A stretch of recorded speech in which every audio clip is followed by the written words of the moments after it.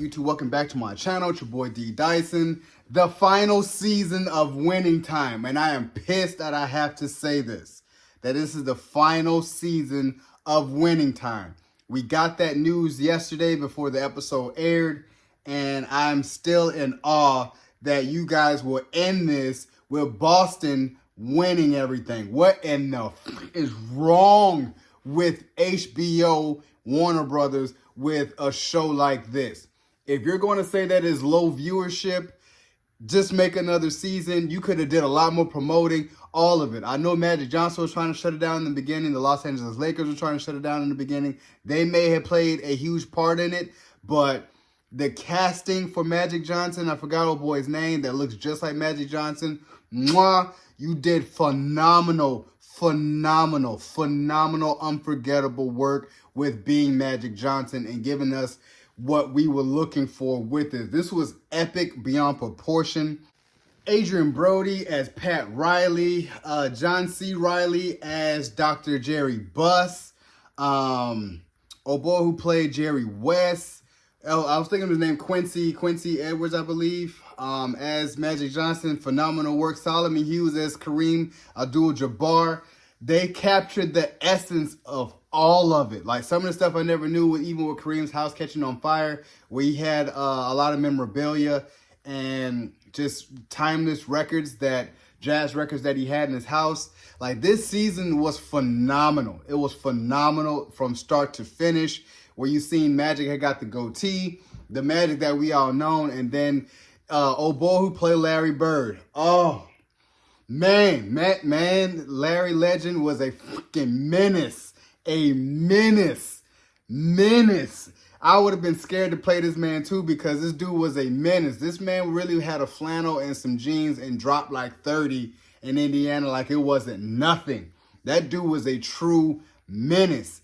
John C. Reilly and old boy who played Red Auerbach, their speech before the season finale about playing one another was just an awe-inspiring of, I really was like, this is definitely beyond epic proportion of what we're getting. It was F Boston, beat LA, and oh my God, it was everything that we were looking for, and it really can make me tear up of why I look at it like, why is this really going away? Only because I really seek a lot of motivation out of this, you know, at a rough time in my life right now, and watching this on Sundays after football and seeing the battle between the Lakers and the Celtics, and knew that it was brewing, seeing the camaraderie with the team of how Pat Riley was becoming head coach, and Adrian Brody was just so magnificent when it comes from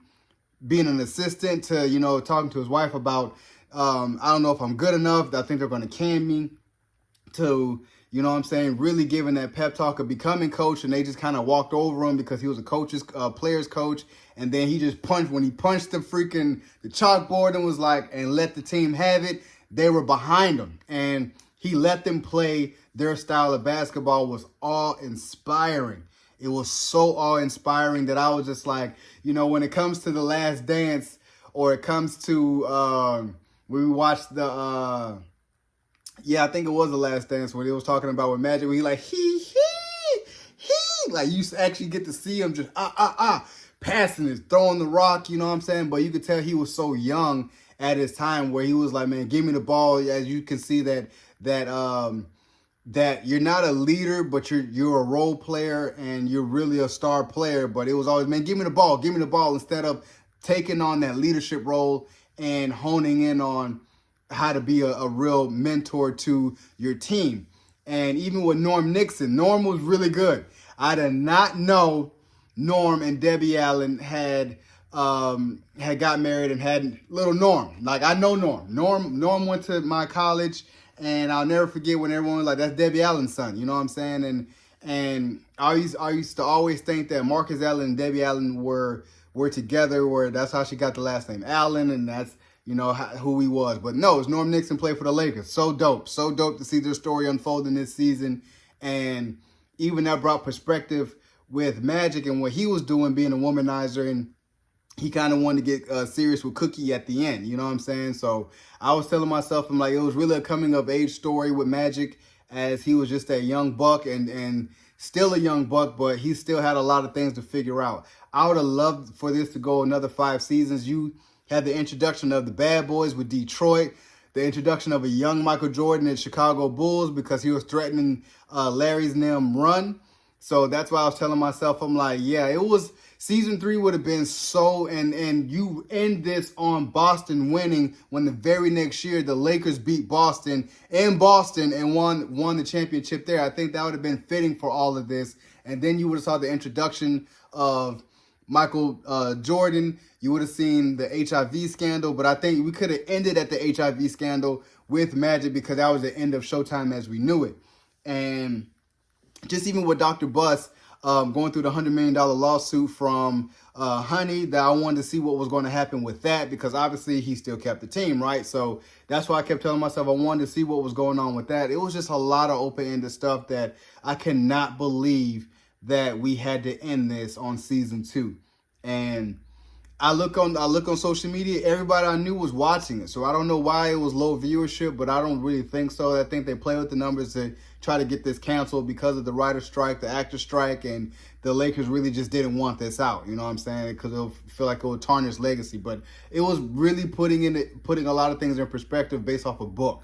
So that's why I love this so much. Like I said, from the start to finish of just how Magic was, how Kareem was very stoic, very the captain. You got to see it with how he really talked to MagicJohnson about the sky hook and the art of it. And I was just like, this is stuff that it just made me wish that I was really alive to really watch that in motion at that time, at the Forum. Because when I became a Lakers fan, they were leaving the Forum and they went to Staples. So that's why I said it was, my era was Shaq and Kobe, which always was going to have. But my era was before Shaq and Kobe. My era was really Rick Fox, Nick Van Exel, Eddie Jones, if you know, and Vlade Divac, which we traded. Jerry West traded Vlade Divac for a young Kobe Bryant, which gives me goosebumps till this day. So that's why I sit there and tell myself the Lakers dynasty is always going to be a part of my life because I've always looked at the Lakers dynasty as the emblem of basketball.